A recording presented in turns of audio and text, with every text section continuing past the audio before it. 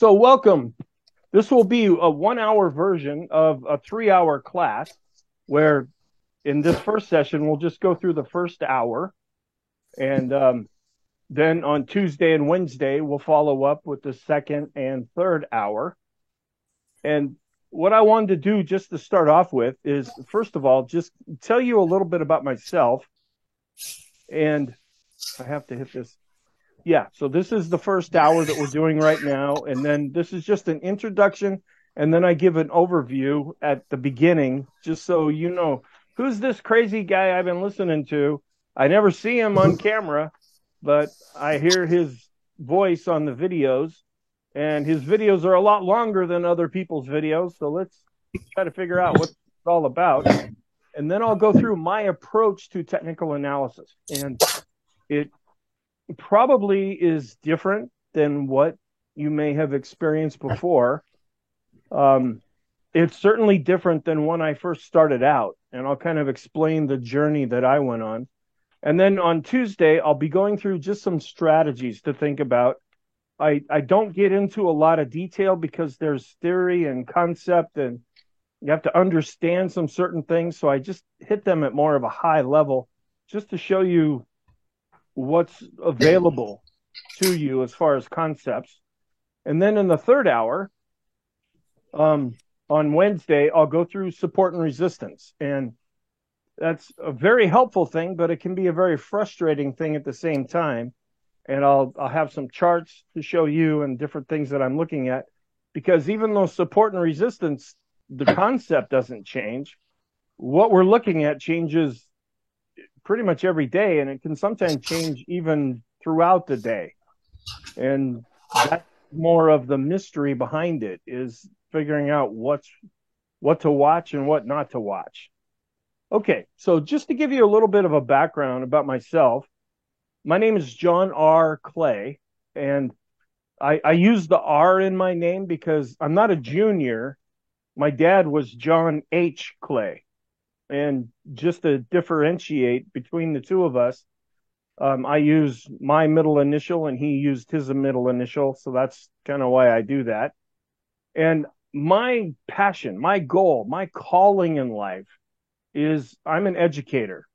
And I knew at a very young age that's what I wanted to do. I went to university to become a teacher, and I am a certified teacher. And I've taught in a lot of different environments, not just in the classroom.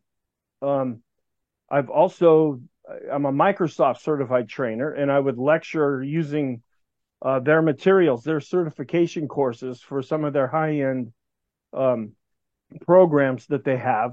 And I really enjoyed that a lot. You really had to know what you were talking about too. But I would lecture 5, 6, 7 hours a day, and then maybe take a break for dinner and then lecture 3 or 4 hours in the evening.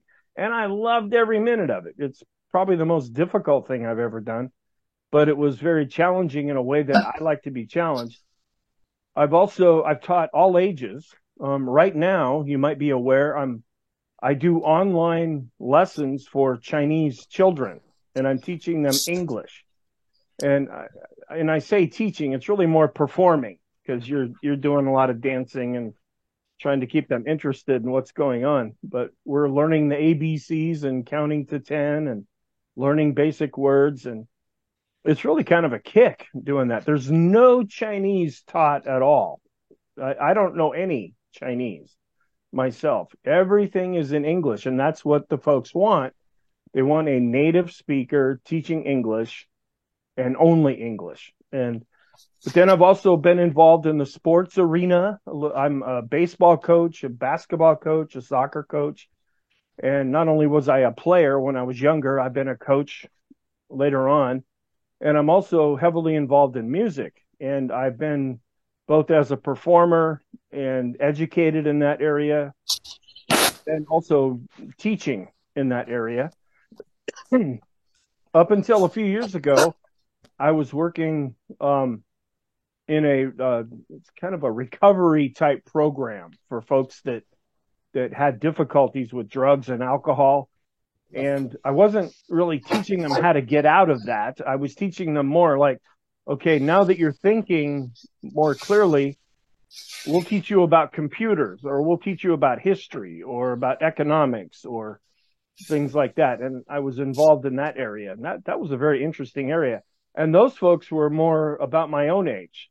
So, um, and then through the years, so I've taught the really young kids all the way up to people that are retired, everywhere in between, anywhere from absolute beginners who don't know anything about what I'm talking about to people that have been doing it for a long time. And so my experience is quite varied. Back in about the early to mid 90s is when I started to look into the stock market. I thought, okay, this is kind of interesting. I don't know anything about it.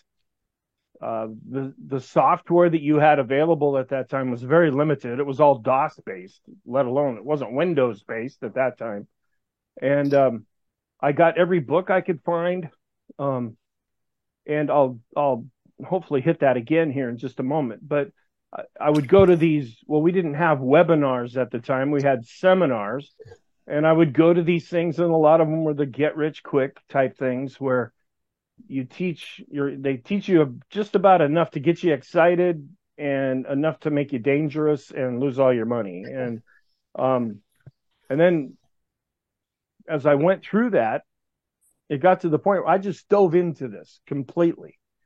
And I tried to learn every little bit that I could. And I had success. I had some failures. I tried to learn from both along the way.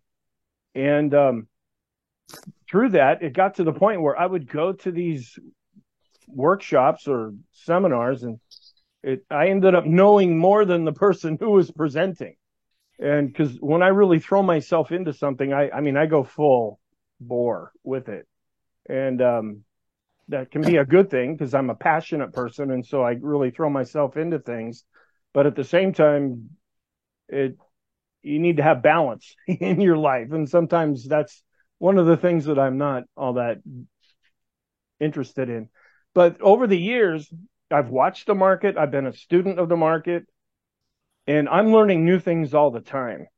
And the environment that we're in now is different than it was a couple of years ago. And everything shifted from 2021 into 2022. And we saw all kinds of things that we hadn't been seeing in a while. And I try to gear what I'm doing up for what is actually happening right now. And to have been through enough and to see the different phases of the markets to know when we're changing character and going off in more of a new direction.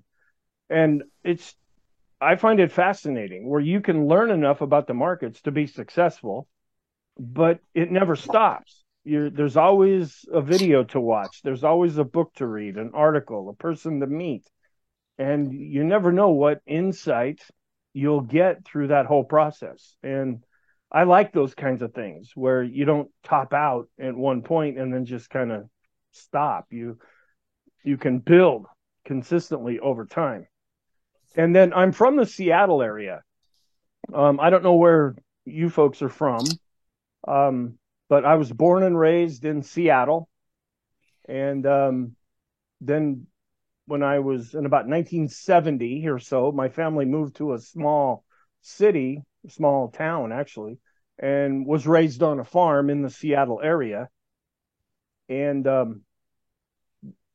just pretty much lived there my whole life. I did live for a time in Florida for a couple of years. And that's kind of where I'd like to end up being, maybe, is the Florida area. Whoops, we have a chat here. Northeast coast. Okay. All right. Great. And then for a period of time, I did live in Southern California. Not for very long. That's a crazy place. I don't know if you've ever been there, but you drive down the road and you just look straight ahead. You don't get eye contact with anybody. I worked in computers in the Hollywood area at that time, and that was kind of a crazy area. But let's see. Okay. All righty. Okay, so now, just to kind of keep going on here, but now I live in a country called Belarus. It's like, okay, this is crazy. Yes. In late 2017, I was living in the Seattle area and teaching, and I decided to, okay. Oh, in Connecticut. All right. I can see your chat. I don't know if it's popping up on the screen or not. No. You're in Germany. I was in Germany a few months ago. Oh, It's a great place to go and visit. to Um, visit. Pardon me? To visit. It's a great To place. visit. Yeah, Right now, it's not yeah. the best Well, place. I'm actually trained as a history teacher, and I have a real interest in 20th century history, which of course includes World War One and World War Two. And to Yeah. be able to go to Berlin and see, this used to be Eastern Europe. Well, it still is, but it used to be part of the Soviet Union. And I thought I'd never get to a place like this. I grew up during the Cold War, and just hearing about these kinds of places. And one time I had a teacher who actually went behind the Iron Curtain, and it was very dangerous, to travel in Poland and then the former Soviet Union and all that. But in late 2017, I decided to come to Belarus and really to start a family Wow. for three reasons: to start a family. Number two was to build what I'm trying to do right now, because I was so busy with music, especially back in the US. I, I didn't have time to really devote to developing this program. And then the third reason was to travel, because pretty much coming from anywhere in the US, you're looking at an 8 to 10 hour flight to go to Germany or France or England or something like that. And at least here, once you get over the border, it's a 2 hour flight or maybe an hour and a half. Yeah. And I have extended family in Germany that are in Nuremberg, and Hmm. was able to go there a few months ago, and then went to Munich. That was the second time I'd been to Munich. And see, I got into Dachau and, the historical things. I did the historical tour in Munich and so forth. But anyway, just to kind of show you the next slide here, some people have never heard of Belarus. And if you have, it's because of the war. And the reason I bring that up, I love the internet in that I can be anywhere, it doesn't matter. But at the same time, I'm stuck right in the eye of a hurricane of a war. And we have Russia, and then Ukraine is right south of this. We have a NATO country over here in Poland, but so far right now, everything is calm and it's very peaceful and it's a pretty safe place. But of course, that could change at any time. And so, um, I if suddenly I'm not doing videos one day, it might mean that I'm on the run or I've had to go somewhere else and I'm kind of offline for a little bit. I don't intend for that to happen, but things happen that you can't really control sometimes. So just be aware of that. I might be headed over to Germany or something. We'll have to see.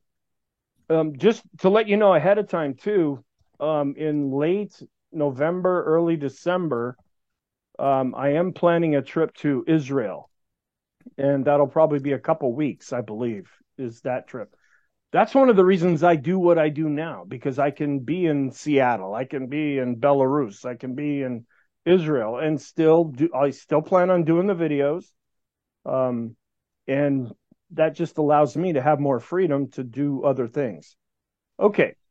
What I want to mention first, and I do this right off the bat because I'm not trying to, yeah, no kidding. No kidding. Yeah. And well, at least I can take some comfort in the fact that if I get nuked, it'll probably be by an American built nuke, Oh, which will God. probably work. The ones that they're going to send over to the US, they may not work. Who knows? I don't know. But anyway, um, I I'm not much of a salesperson. Okay, I'm very passionate about what I do, and I love what I do, and I put everything I have into what I do. But I let that kind of do the selling for me, if you will. I don't like all these little tricks and gimmicks that go on out there to try to get you hooked on something based on your emotion. I want to bring this up right off the bat just to appeal to your intellect and let you think about it for a while. It's not like if you act today, this special thing will happen. That's not how I do things. So I'll just start off by mentioning the program before we get into the actual topic. It's designed around a monthly membership, and you get lots of things that are included with that. And because I want to appeal to your intellect and logic rather than just trying to emotionally, okay, and you'll see as I go through this that I'm also looking for for special members because I'm not a guru, and I'm not trying to start a religion. Okay, and I'm not looking for people who will blindly follow me and do what I say. Drink Kool-Aid. But pardon me? Drink Kool-Aid. yeah, really. Yeah, drink the Kool-Aid, everybody. Yeah, here I am, Jim Jones. Yeah, but we've really lost the art of critical thinking, and we're fed all this information now, and we're just supposed to take it in, and we don't know what's true and what's not true, but we want to be sheeple. We just want to be told, go here, go there, do this, do that. And that's one reason I'm not teaching in the classroom anymore, is I was having to start to more indoctrinate people rather than teach people how to think for themselves. And that's a big part of what I do. So, and I like to be completely upfront about what I do. I don't have to do this. I've had enough success where I don't need to necessarily share this with other people, but teaching is a passion of mine. And that part of me is kind of what I have to do. And so I still do what I do each day. But I would really like the right kind of people to see if they want to come along with me in this whole ride and see if I can be of help to you, and to look at me as a guide. A guide is, they point out things and they might tell you some things that you didn't know before. But you're the one who actually you're looking at the Eiffel Tower, or you're, enjoying what you're actually experiencing. You actually get to go through it yourself, but then you have somebody there to help just guide you along the way. I don't see myself as a mentor, or some kind of a guru. I'm not into that kind of a thing. And what I tell people to do is, especially at the end, go back and look at some of the videos. I've been posting them for a while now, and go back and see, what was I saying at that time? And was I getting it right? Was my analysis, good as to what was going on at that time? And I think you'll find out that, yeah, I was pretty much right on during that whole time.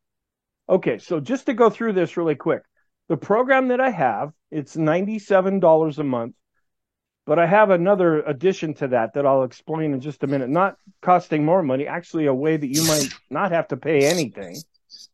And this will give first access to the daily videos, the weekly videos, and the supplemental videos that I do.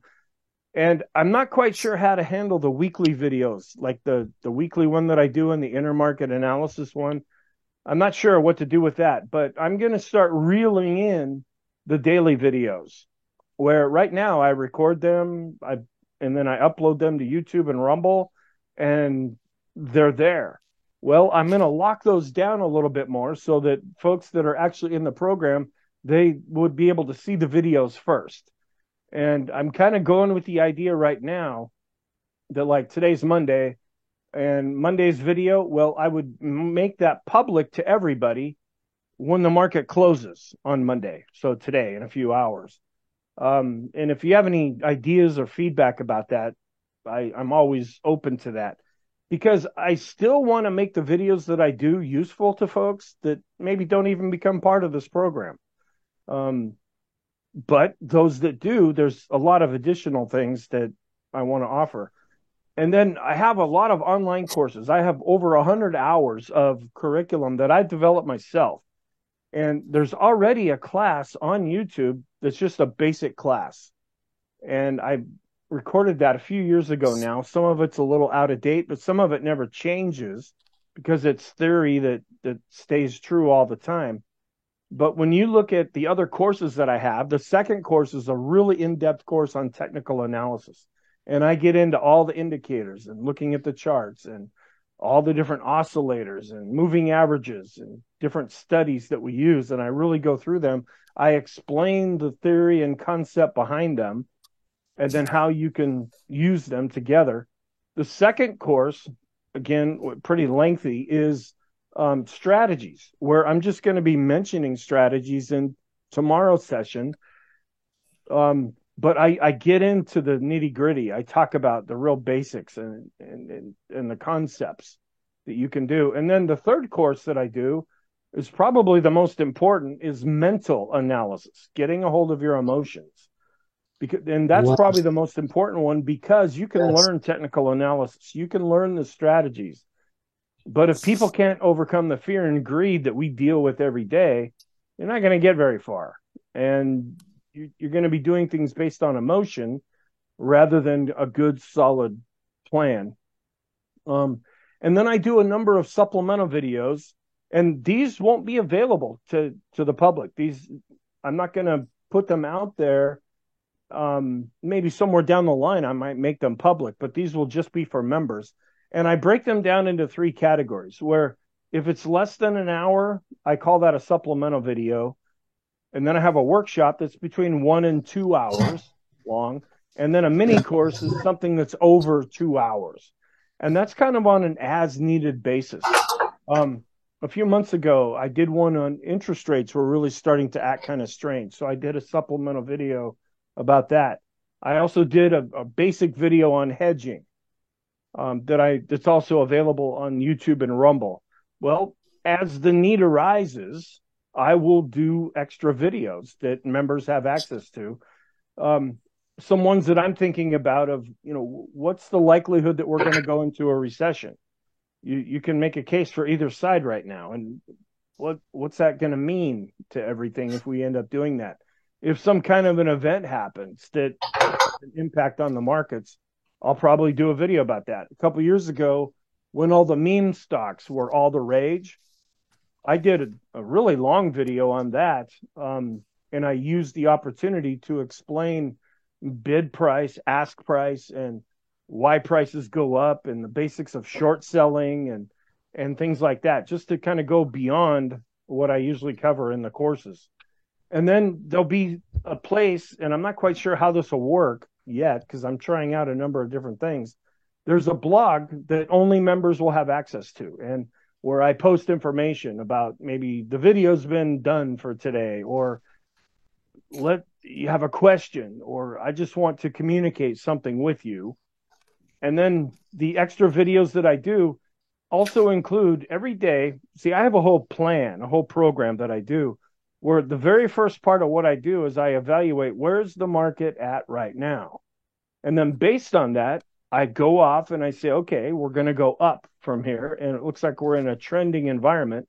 So now I look at those strategies that can take advantage of that, and I share those with people. Now, they're not, it's not recommendations. It's ideas for people to use, because what may seem very conservative to one person is very radical to another. And a lot of times people are getting involved in different strategies where they don't really understand what's going on. And it's great if you're right, but if something breaks down, you can get hurt and you don't even understand what happened. And that was a large part of the great financial crisis, is they ran all these models to try to figure out these scenarios. But what ended up happening was something that they didn't really plan for, and it kind of fell in on itself. And these are very smart people who it's their job is to analyze these things, and they still got it wrong and kind of led us through a pretty difficult time. And then there'll be a community discussions area, kind of like Discord or something like that, where you can post a question, you can post a thought, you can respond to other people that are also members. It's not a social club, but sometimes we can bounce ideas off of each other and maybe different perspectives. And then different scheduled and non-scheduled debrief sessions we might get together once a week, or if it's really moving a lot, maybe every day, where we say, wow, what happened today in the market? It was pretty crazy out there. And these would be live, and only members would have access to this, but they would be recorded. So if you miss that, you can go back and watch it. And then you'll also have a chance at one-on-one Zoom sessions. And I don't limit it to the 15 minutes of time or something like. No, it's like, I'm a big believer in, you do whatever you need to do to accomplish what you want to accomplish. And if that takes a few minutes, great. If that takes a few hours, great. You want to accomplish what you set out to do. And you don't have to do this, but if you want to have some one-on-one time with me, that's included as part of the membership. Now, I don't go outside the realm of the program itself, and I don't really give stock advice. I'm not a tax person or anything like that. But we can maybe just bounce some ideas off of each other. And then I'll have live online courses where I might just take this 100 hours or so, whittle it down and say, okay, we have an 8-hour course here, and I'll be teaching it live, kind of like what I'm doing right now, and it'll be recorded. And then I'm also open to the idea of doing in-person courses. And as I usually explain, most of my career has been in front of people. It's only been the last 10 years or so where most of my teaching has been where there's nobody else in the room. And I'm just looking at a blue dot right now. And I'm just enough of a ham where I can feed off of my students that I'm teaching, and they'll laugh at my stupid jokes, and I can see if somebody's paying attention and things like that. So I am open to doing in-person classes. It's not the biggest priority with me. And of course, if we go through another lockdown or something, that'll get all changed. But you'll have access to those in-person courses. And then this is where I talk about the affiliate program. And you don't have to do this, but this is a way for some folks where if you know somebody else who might also benefit from this program, for every month that they pay the $97, half of that will go towards your monthly fee. And so if you were to get 2 people involved, you're not paying anything to have access to this program. So I just call it the affiliate program. And you're automatically a part of that. But like I said, you don't have to do it, because some people don't know other people who might really want to be into this. And you can even go beyond that. If you want to do maybe 8 or 10 different people that end up coming into the program, you could generate some income for yourself that way. And for every month they're enrolled, that counts towards your enrollment as well. So you have to be a little bit careful about the kind of people, because if they drop out, then that's going to fall back to you now. So I want to build a program which is some good quality people that really want to learn and don't mind getting some benefits if they get other people involved. And then I also have a daily plan and an investment journal. This is one thing that really changed things for me. We write everything down. Now, you might do it on the computer, but we actually, when the market's closed, we actually come up with our plan for the next day. And we don't deviate from that plan. Now, at the end of the next day, we might fall back and say, okay, we need to modify our plan from here. Oh, here we go. We have another person. And so you have the opportunity then we go through that together. And I actually do a video and I say, okay, based on what we're looking at with the market, it looks like we're going down, or it looks like we're going up or sideways.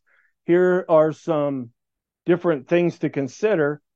And we plan everything out before we even look at getting into that position. And you define everything, because there's so much that we cannot control about the markets. But there's a lot of things that we can control in our own lives. And we want to take full advantage of the things that we can control. And that frees us up a little bit more to be able to handle the things that we can't control. And we write it down and we go through this, and it's very methodical, and it's a very disciplined approach. And then you can go back over time and see, okay, I made a mistake here. I changed that next time. Ooh, this one worked out really nice. Okay, we'll keep doing things that way. And because most of my whole focus is on getting in, the entry. If you get in the right way, most of the things that you do will end up taking care of itself. It's when you're just flying by the seat of your pants and making things up as you go, you're gambling at that point. And we're trying to not be gamblers. We know that there's probabilities attached to everything that we do, but we want to limit those and understand what we're dealing with as best we can. Okay, and I have to keep hitting this here. And if you're interested, I did record a video a little over a week ago. It's only me with the voice, where I go a little bit more in depth about the program, even more than what I went here. Okay, let's get in here. Now, the whole idea for these videos that I do each day, it started in the early 2000s. I use a software program called Camtasia, which has been around a while. It's a screen recording program. And I found that I was just overwhelmed every day. It's like, my gosh, we've got the S&P, we've got stocks doing this, we've got bonds, we've got, different markets acting in different ways. And I was just feeling overwhelmed. And so I thought, okay, what if I was to record a video and then I watched the video, and that helped me really put things together and really forced me to, vocalize and visualize what was actually going on at any particular time. And that's how I do things. When I have a lot of ideas, I might write. I might talk to people. And then another way was by doing these videos is how I personally process information. And so I went out and I got the software and I started recording the videos, and I saw a big difference. Things were really improving at that point. And so this allowed a lot of information, because that we're taking in just enormous amounts of information. We can organize it together. We can present it in a coherent manner, use it all together. We're trying to maintain that big picture perspective at the same time. And then we can reach a confident conclusion. Now, we're not always going to be right, but we can at least have confidence in what we're doing. And then from that, we can develop it into a plan that we use. And personally, I found the best way is day by day by day by day. Intraday is too quick and weekly is too slow. That's what I've come to realize. If you take this information and just look at it day by day, that seems to be a good way to come up with a plan. And then you just tweak and change the plan as needed. So we take everything one day at a time, and there's some famous song that says that. And then later it got to the point where I would tell some people about these videos and they're like, well, that's pretty cool. Can I watch these videos? This is before YouTube even existed. And I had a private website. I had a web server that I was running, and I gave people access to these videos. And over the years, a lot of people have found them to be quite helpful. Okay. Yeah. All right. So my approach. I have my own approach to technical analysis, and I call it the consensus method. When I first started out, a couple of the indicators that people usually first learn, you learn the MACD, which is still a very useful indicator, and you use that to get momentum and to see what direction we're going in. And then you might have an RSI indicator to try to determine overbought or oversold. And that's pretty much how you start out. And I started out that way too. But then I went way beyond that. I just found that wasn't working for me. And you will develop your own approach to technical analysis as well. Your approach is probably going to be a little bit different than my approach. And that's cool. That's why we're doing this. I'm not trying to create a bunch of carbon copies. Or, I want you to take this, personalize it, and then develop what you do. So instead of focusing on just a few indicators, because I would test these things out, man, I'd spent, I don't know how many thousands of hours trying to find the perfect indicators. And no matter what I found, at some point, they all broke down. They all had their good points and bad points. And I decided, well, why not look at all of the indicators that are available? Now, I know that goes against what a lot of people teach in this analysis paralysis. But we're not trying to do that. And if you're familiar with history, and we went through the Cuban Missile Crisis in 1962, and JFK was the president at that time. And whether you think good about him or not, or whether you think his assassination was a conspiracy or not, well, before that, he was really known for asking anybody and everybody what they thought he should do. And he would talk to the Secret Service guys. He would talk to all the Army and Navy generals. And it wasn't because he didn't know what to do. He just wanted to gain every perspective that he could before he. Okay, let's see. Yeah. Ah, okay. And just to get as much insight as he could, and then he would ultimately use that to come to a decision. And that's kind of what I'm doing here with technical analysis. I have a few indicators that I really like and that I really rely on, but I don't just rely on those. I try to look at everything. And then by the time I hit the last page of the video where I say conclusion, that's my plan for the next day. Now, unfortunately, when I did the video for Monday, we're mixed right now. And I'm looking across, the market is kind of mixed up right now. We're not really trending right now. But there's ways that you can take advantage of that I'll go through more when I get to the strategies. But I want to reach a consensus about what's happening, not just be dogmatic. We're going up, we're going down. I mean, if you go onto Twitter, if you watch any other videos, the people are like, declaring that this is what's going to happen. We have to have a healthy respect and realize that, okay, we might go up, we might go down, but we also have to be aware that what we think might happen may not actually play out that way. Okay. And then this becomes the basis of my plan for the next day. And I don't deviate from the plan that I developed. I always develop this when the market is closed and when there's no money on the line. I'm not in the heat of battle. It's kind of a relaxed time when you come up with this plan. And I just stick with that. So if we're really screaming up or screaming down, and somebody will send me an email or a message or something and say, well, what do you think about what's going on right now? I'm like, I already told you.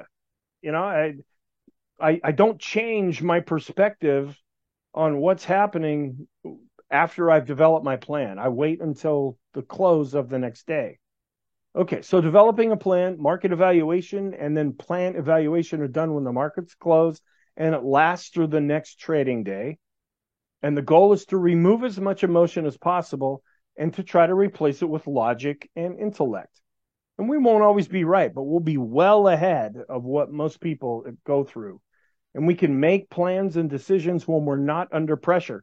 I mean, you think about, you're trying to decide to get in, get out, go long, go short, and you've got thousands of dollars behind you, maybe tens of thousands, hundreds of thousands of dollars that you're putting at risk.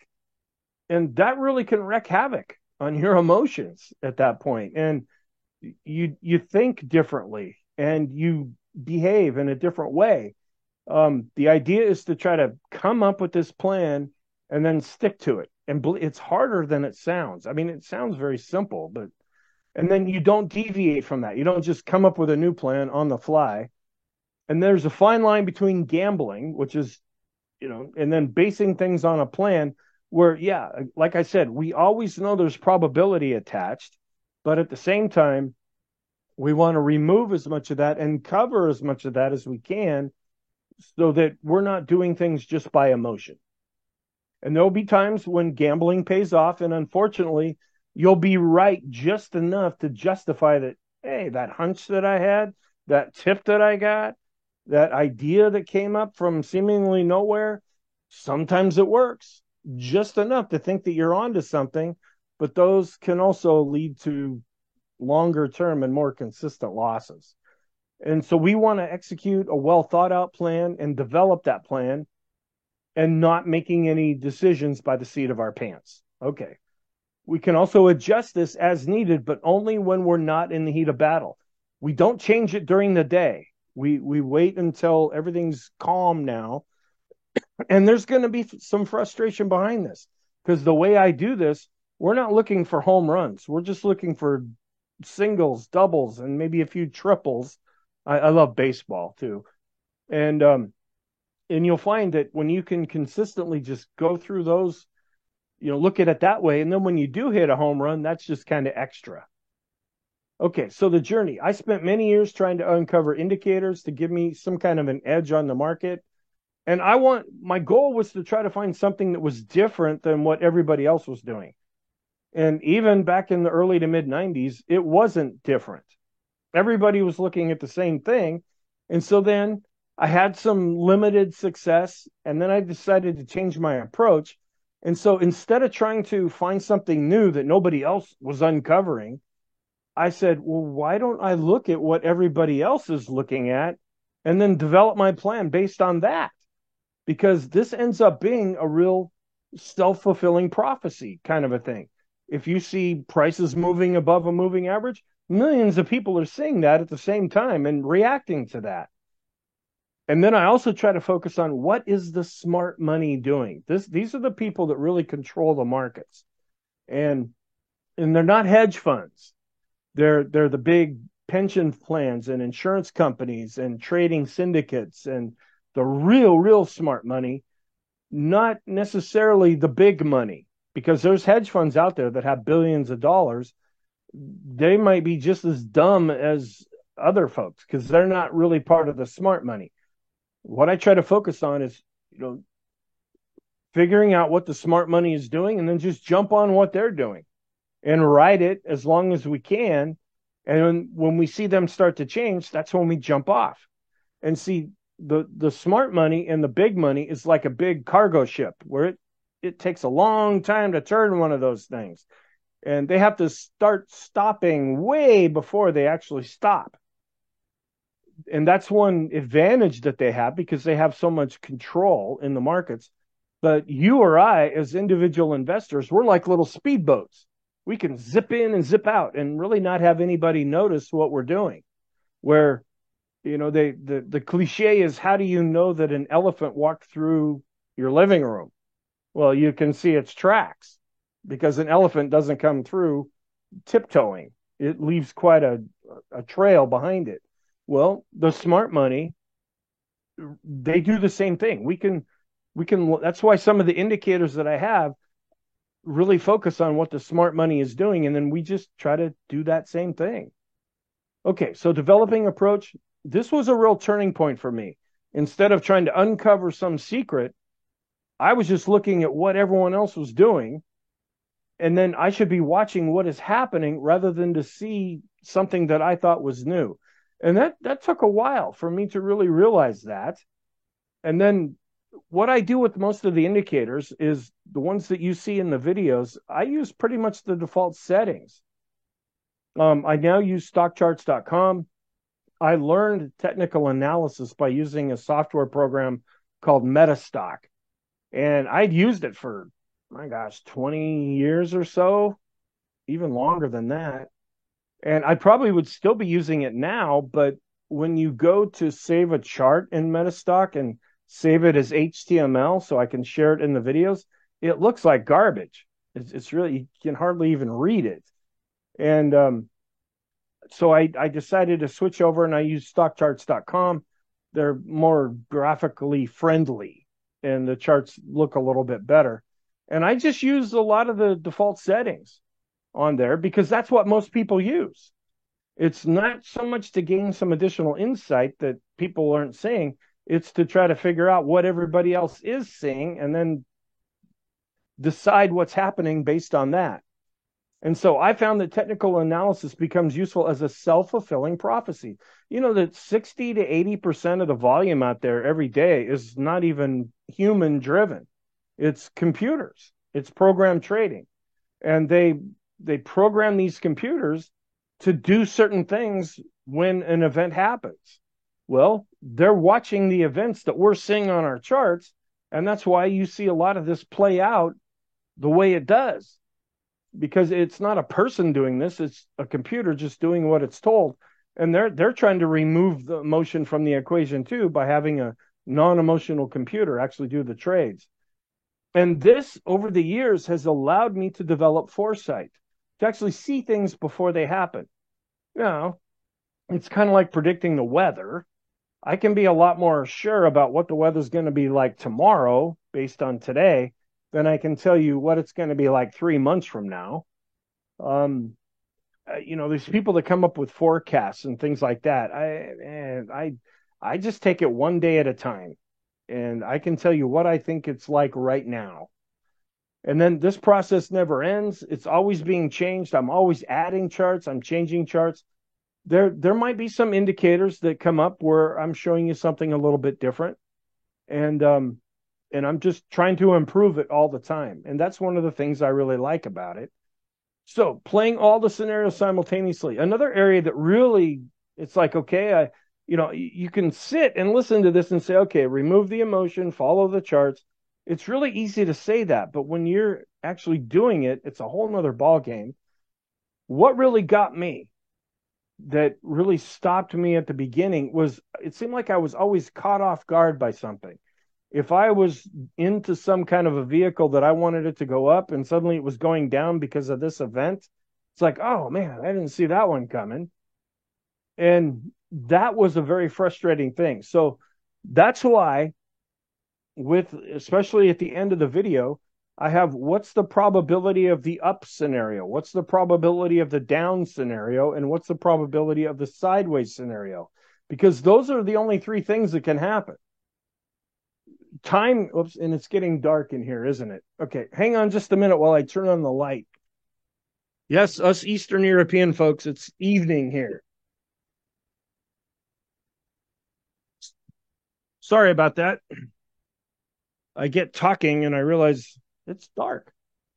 Okay, those are the only three things that can happen. We can go up from here, we can go down, or we can go sideways. Right now, we're a little bit up to sideways. We opened up and we're just chopping sideways right now. And we've kind of been doing that for a while now. And those are the only three things that can happen. So we have to focus on three things. Even though we might really want the market to go up or want it to go down, we have to be aware what is it going to take if those other things happen. And you'll notice that if you've been watching the videos for a while, when we're really going up, I'm constantly referring to things. Okay, we might go down because of this. I'm looking for reasons why we might stop going up. And when we're really going down, I'm looking for reasons why we might stop going down and then turn and go back up. And that's my way of trying to play all of these scenarios at the same time, realizing that it could change and we don't want to be caught off guard. And in our plan, we plan for all of these at the same time.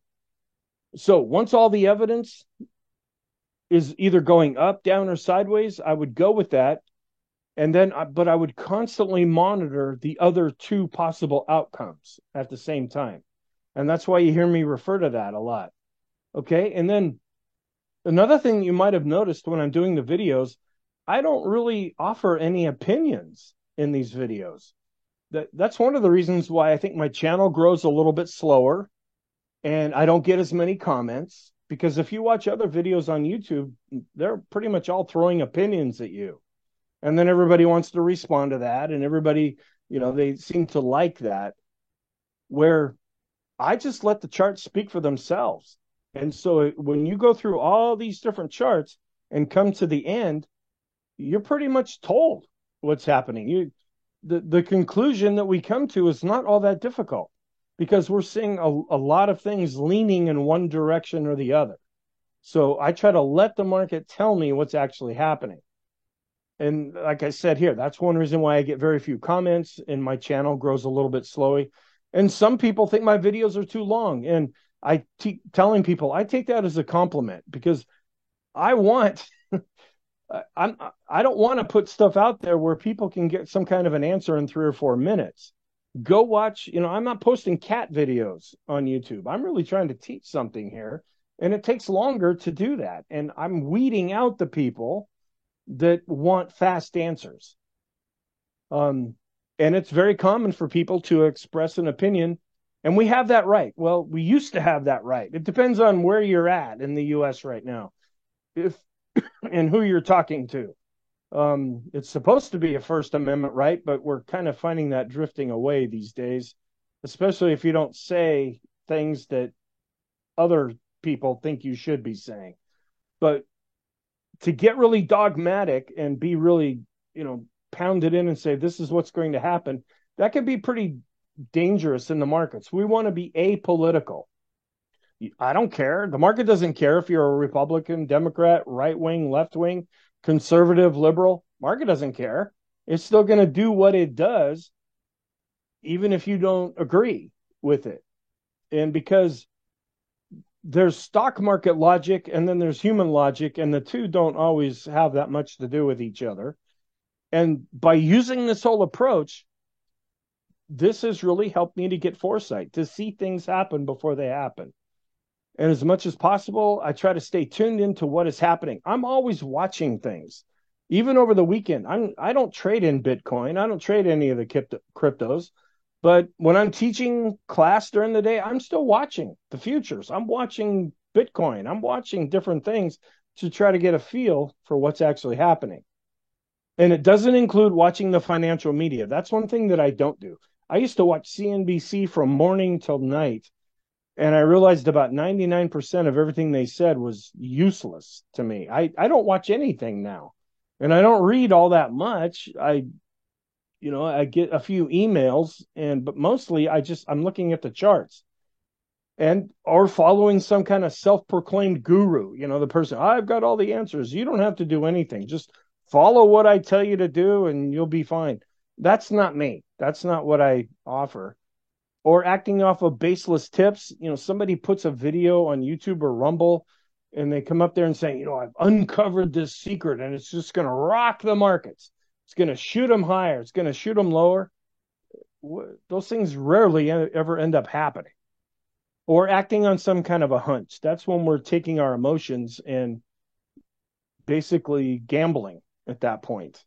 So we also might have this idea that every time we buy a stock, it goes down. Or every time we get out, we should have stayed in. It's like every time I go to a baseball game, my team loses. Okay, we think that we have this power, and it can really easily seem that way. But no matter how much we disagree, we must realize that we're not the center of the universe.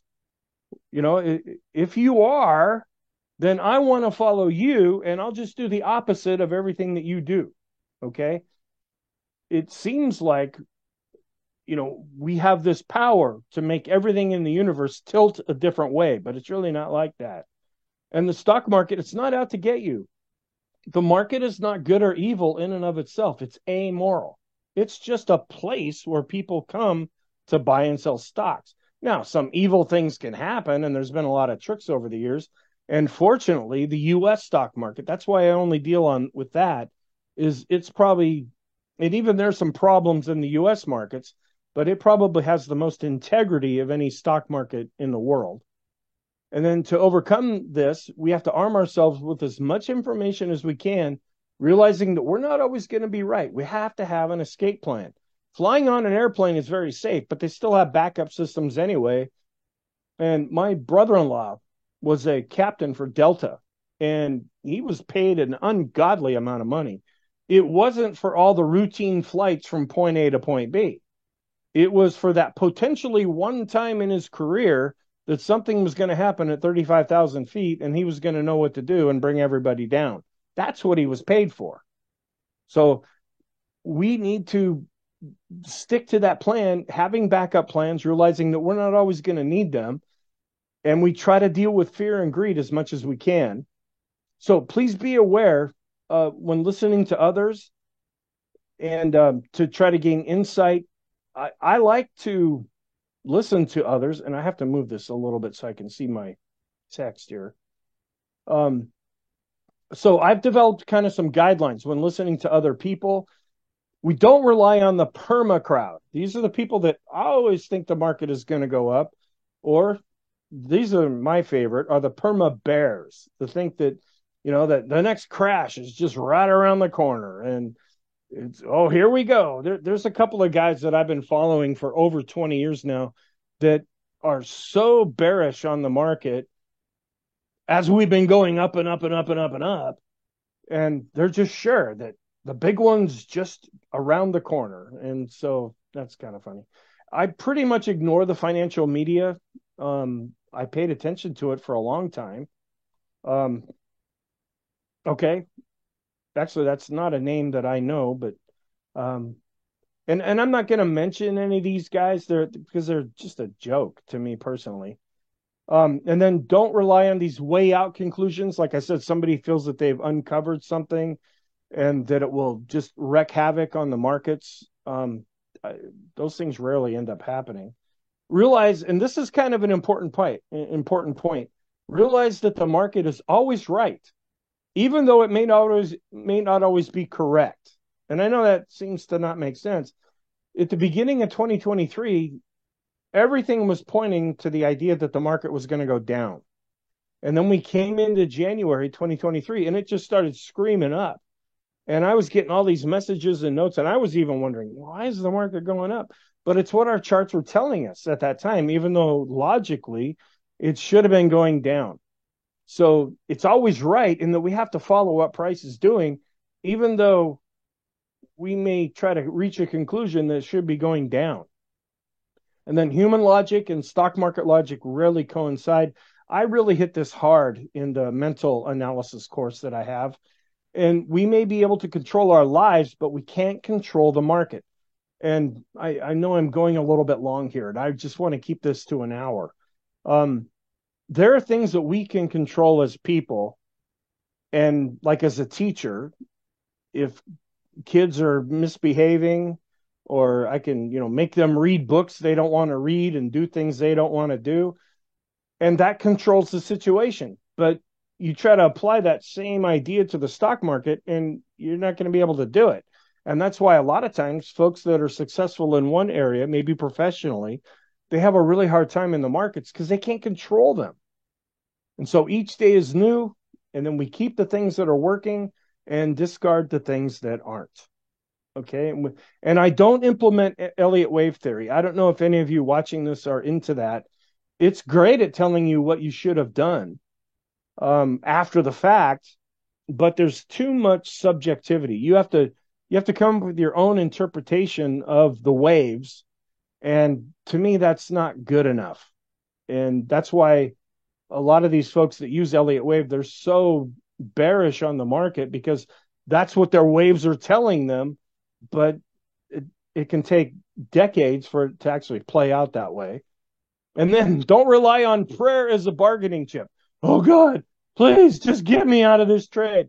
The idea that there's no atheists and foxholes. You just let me get back to break even.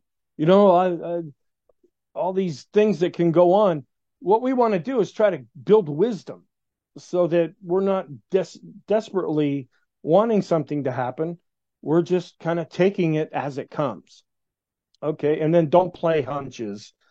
And again, that's, go to Las Vegas, have fun doing it that way. And so my definition of success is to think for yourself and then own up to it, where you take personal responsibility. You get to enjoy the success when you're right, but you also have to take responsibility when you're wrong and just say, okay, that's the way it goes. That's why batters get 3 strikes and 4 balls. They get lots of chances up there before they have a chance to either succeed or fail. Okay. And I realized that what I'm doing is not for everyone. This approach, I have people that go away just saying videos are too long, there's too much information. Great, fine. Go find something that works for you. Most want to be told what to do when it comes to the stock market. And in other areas of our life, we would never put up with that. But yet for some reason, when it comes to the stock market, we want somebody to tell us what to do. We can take credit when we have success, and then we have somebody else to blame when we're wrong. And then the approach that I use, it requires dedication, determination. You're going to have to stick it out. Yes, I do. Yes, I do use probability. And there's probability attached to everything that we do in here. I don't have actual statistics that I use. I just say, the probability is that we're going to go up or down or sideways. And then we build those into the strategies that we also use as well. And then another approach is to consistency. there's times when you'd rather be doing other things, maybe spending time with friends or just relaxing, watching a movie, when it's going to require, okay, I need to spend some time studying what's happening in the market and then taking personal responsibility when we're wrong. And then we get to enjoy the success when we're right at the same time. And then making the videos as long as they're needed to be and as comprehensive as possible, because I don't want, like I said, I'm not trying to start a religion here. I'm trying to teach people the way that I think so that you can develop the way that you think and so that you can come up with a good plan that works for you. But I'm willing to work with you to develop your plan. That's what the program is about. Okay. And I started, and if you want to check this out, and I mentioned this a little while ago, if you're new to the videos, I started posting them on YouTube and Rumble in January of 2022. Go back, and I have a chart here, and just see what was I saying at that time. When we were really going up and down, check out the dates of when these happened. And from this red line forward, I have videos for pretty much every day. And I keep them on YouTube for just that reason. So people can go back, to maybe October 2022. What was I saying at that time? Was I getting it right? Was I getting it wrong? And see if I know what I'm talking about in this whole approach. And okay, I think that's, conclusion. In this section, I mainly covered my philosophy and approach. I didn't really, other than the chart you just saw, I really don't show any charts in this part. But I do that in my real extended technical analysis course, and it's really extensive. And I start at the very beginning, and then I just move forward from there. And I use different types of charts, indicators, and interpretation methods in all of the courses where I explain things.